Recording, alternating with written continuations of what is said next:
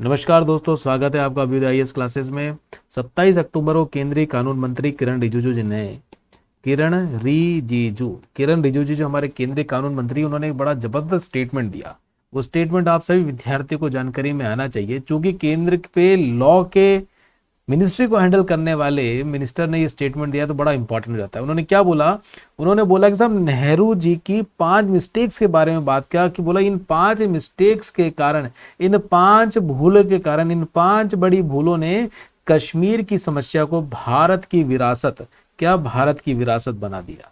ये किन्होंने बोला था? ये किरण रिजिजू ने बोला। और उन्होंने एक सबसे बड़ी बात बोली कि सब नेहरू और शेख अब्दुल्ला, क्या बोला उन्होंने? नेहरू और शेख अब्दुल्ला जी की जो दोस्ती थी, यह दोस्ती की वजह से, या इस दोस्ती को वरीयता देने की वजह से नेहरू जी ने राष्ट्र हित के साथ समझौता कर लिया। और इसी की परिणति रही कि पाकिस्तान का पीओके क्षेत्र आज हमारे पास नहीं है।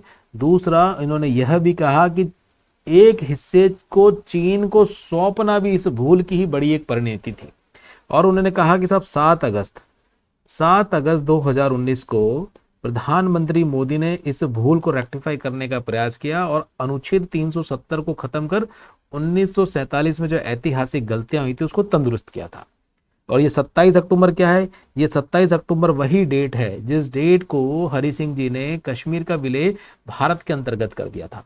और 27 अक्टूबर की यह 75वीं वर्षगांठ पर यह स्टेटमेंट किनके द्वारा दिया गया? किरण रिजिजू जी के द्वारा दिया गया, जो केंद्रीय कानून मंत्री के पद पर अवस्थित है। क्लियर? और उन्होंने एक बड़ी बात भी यह और जोड़ दी थी कि नेहरू की सबसे बड़ी भूलों की श्रृंखला रही है जो 7 दशक तक हमें परेशान किए रहे। और इस दौरान उन्होंने एक बड़ी बात और बोली कि इस दौरान कई ऐतिहासिक झूठ भी फैलाए गए, जिनके कारण से ये कहा जाता रहा कि कश्मीर भी उन रियासतों में एक थी जिसने समस्याएं पैदा की। उन्होंने क्या कहा कि सब कश्मीर भी एक ऐसी रियासत रही है जिसकी वजह से क्या रहा है, जिसकी वजह से बड़ी समस्याएं रही हैं। लेकिन ऐसा नहीं था। उन्होंने कहा कि साहब, ये गलत तथ्य लगाए गए हैं। जैसा कि उन्होंने कहा कि हमें जवाहरलाल नेहरू जी के द्वारा 24 जुलाई 1952 को लोकसभा में उनके दिए गए भाषण का उन्होंने जिक्र किया और कहा कि इसमें स्वीकार किया गया था कि कश्मीर के विलय का प्रस्ताव नेहरू जी के पास जुलाई 1947 को ही आ गया था। और नेहरू के अनुसार, नेहरू के जो कथन है वह किरण रिजिजू ने बताया, जो लोकसभा में बोले गए थे। नेहरू के अनुसार भले ही महाराजा और उनकी सरकार भारत में शामिल होना चाहती थी, हम कुछ और चाहते हैं, यानी लोकप्रिय अनुमोदन। ये किसके द्वारा कहा गया कथन है? ये नेहरू जी के द्वारा कहे गए कथन है। मतलब कि जुलाई 1947 को आ गया था हमारे पास प्रस्ताव, लेकिन एक्सेप्ट नहीं किया गया। और इन ऐतिहासिक तथ्यों को तोड़ मरोड़ के आने वाली पीढ़ी के सामने कहा गया। चलिए एक एक करके भूलें देखते हैं जो किरण रिजिजू ने कही हैं। देखिए, पहली बात उन्होंने कही कि शेख अब्दुल्ला को जम्मू कश्मीर की जो वहां की प्रादेशिक सरकार की कमान सौंपते वक्त उन्होंने राष्ट्रीय हितों की अनदेखी करी। ये पहली भूल रिजिजू ने बताई है। और उन्होंने कहा कि विभाजन के बाद हुए रक्तपात और हिंसा के बावजूद वह कश्मीर के विलय से पहले अपने व्यक्तिगत एजेंडा को पूरा करने के लिए अड़े रहे। पाकिस्तान ने इस शून्यता की स्थिति का फायदा उठाकर 20 अक्टूबर 1947 को क्या किया? 20 अक्टूबर 1947 को कश्मीर पर आक्रमण कर दिया। और विलय में इसी देरी की वजह से पाकिस्तान सेना ने गिलगित, बाल्टिस्तान व मुजफ्फराबाद पर कब्जा कर लिया। ये देखिए, उस समय का ब्लैक डे भी अब बनाया जाता है कि भैया कि 2000 से ज्यादा ट्राइब्समैन जिनने स्टॉर्म कर दिया था कश्मीर पर, भयंकर बलात्कार और लूटपाट मचाए गए थे। 25 और 26 अक्टूबर 1947 को 25 और 26 अक्टूबर 1947 को सेना का श्रीनगर के अंतर्गत आगमन हुआ था। तब महाराजा सिंह ने एक तरफा रूप से 27 अक्टूबर को विलय के प्रस्ताव पर हस्ताक्षर कर दिए थे। और तभी भारतीय सेना ने कश्मीर में उतरे और पाकिस्तानी आक्रमणकारियों को खदेड़ना भी स्टार्ट कर दिया था। अगर नेहरू ने समय पर कार्रवाई की होती तब आज कोई गुलाम जम्मू कश्मीर नहीं होता, जिसको आप पीओके कहते हैं। आज कोई गुलाम जम्मू एंड कश्मीर नहीं होता। ये किनके द्वारा कहे गए कथन है? लॉ मिनिस्टर के द्वारा कहे गए कथन है। और मैं विकास शर्मा इन कथनों पर पूर्ण एतबार भी करता हूं।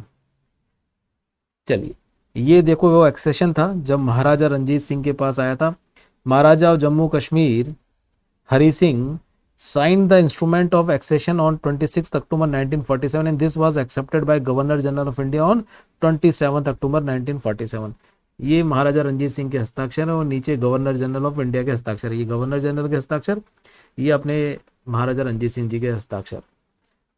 दूसरी जो उन्होंने बोले कि साहब सबसे बड़ी दूसरी भूलों में यदि आप आते हैं तो विलय को अंतिम जगह की जगह उन्होंने अंतरिम रखने के फैसला किया, इंटरिम रखा उसको। क्या कहा कि 27 अक्टूबर 1947 को विलय के प्रश्न को स्थायी रूप से बंद नहीं किए जाने के कारण ही उन्होंने कहा कि जो विलय का प्रश्न अभी भी खुला हुआ है, 27 अक्टूबर को जो विलय हुआ उसको उन्होंने बंद नहीं रखा, उन्होंने उसको खुला रखा, जिसकी वजह से तीन बातें होती गई। एक, संदेह की स्थिति बनी, अलगाववाद की स्थिति बनी और रक्तपात का आपको चरम देखने को मिला। तीसरी भूल, संयुक्त अनुच्छेद 51 की बजाय 1 जनवरी 1948 को संयुक्त राष्ट्र से नेहरू जी ने संपर्क कर लिया था। हाँ, बोला ये सबसे बड़ी दिक्कत है। आर्टिकल 51 में नहीं जाकर उन्होंने क्या किया, सीधे संयुक्त राष्ट्र से संपर्क कर लिया। इसके आधार पर क्या हुआ कि जो भारतीय क्षेत्र और पाकिस्तान के अवैध कब्जे को उजागर करने के लिए यही सही रास्ता था। कौन सा? आर्टिकल 51 में जाना। लेकिन नेहरू जी ने क्या किया, नेहरू जी ने भारत और पाकिस्तान के बीच के विवाद के रूप में इसको स्वीकार कर लिया और जैसे ही विवाद के रूप में इन्होंने स्वीकार किया तो आज तक ये जो विवाद के रूप में इन्होंने स्वीकार किया ये भारत को परेशान कर रहा है। अगली उन्होंने भूल बताई, चौथी भूल, उन्होंने कहा कि एक मिथक था, अभी मैं आपको बताऊंगा। इस मिथक को पनपने का मौका दिया कि कश्मीर में संयुक्त राष्ट्र की अनिवार्य जनमत संग्रह को किसने रोक रखा है? भारत ने रोक रखा है और इंटरनेशनल मीडिया ने भी इसको खूब हवा दी। तो नेहरू की चौथी भूल क्या थी कि उन्होंने इस मिथक को पनपने का मौका दिया कि कश्मीर में संयुक्त राष्ट्र के अनिवार्य जनमत संग्रह को भारत रोक रहा है। जबकि क्या हुआ था, जबकि 13 अगस्त 1948 को भारत पाकिस्तान के लिए संयुक्त राष्ट्र आयोग के प्रस्ताव में 3 शर्तें रखी गई। क्या? 13 अगस्त 1948 को पाकिस्तान के लिए संयुक्त राष्ट्र आयोग के प्रस्ताव में 3 शर्तें रखी गई। पहला कि युद्ध विराम होना चाहिए तुरंत ही, पाकिस्तान द्वारा सैनिकों की वापसी होनी चाहिए और जनमत संग्रह होना चाहिए। हाँ, चूंकि दोस्तों पाकिस्तान ने जब तक पहली ये 2 शर्तें ही पूरी नहीं की थी तो तीसरी जनमत संग्रह का तो सवाल ही पैदा नहीं होता। ये इनकी सबसे बड़ी चौथी भूल बताई गई।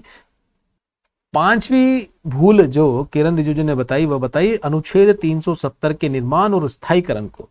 आर्टिकल 370 जो संविधान के अंतरिम मसौदे में अनुच्छेद 306A के निर्माण और स्थायीकरण को उन्होंने पांचवी सबसे बड़ी भूल बताई और कहा कि आर्टिकल 370 के कारण ही अलगाववाद की मानसिकता को एक इंस्टीट्यूशनल रूप दिया गया, संस्थागत रूप दे दिया गया। किसको? अलगाववाद की मानसिकता। क्या? अलगाववाद की मानसिकता को एक संस्थागत रूप दे दिया गया इस आर्टिकल के माध्यम से, जो भारत के गले में फंदे की तरह था। और प्रधानमंत्री मोदी ने 7 दशक बाद 2019 को आर्टिकल 370 को क्या कर दिया था? समाप्त कर दिया था। और वो डेट आपको ध्यान ही है ना, 5 अगस्त 2019। 5 अगस्त 2019 आर्टिकल 370 स्क्रैप्ड बाय प्रधानमंत्री मोदी या बीजेपी गवर्नमेंट ऑन 5 अगस्त 2019।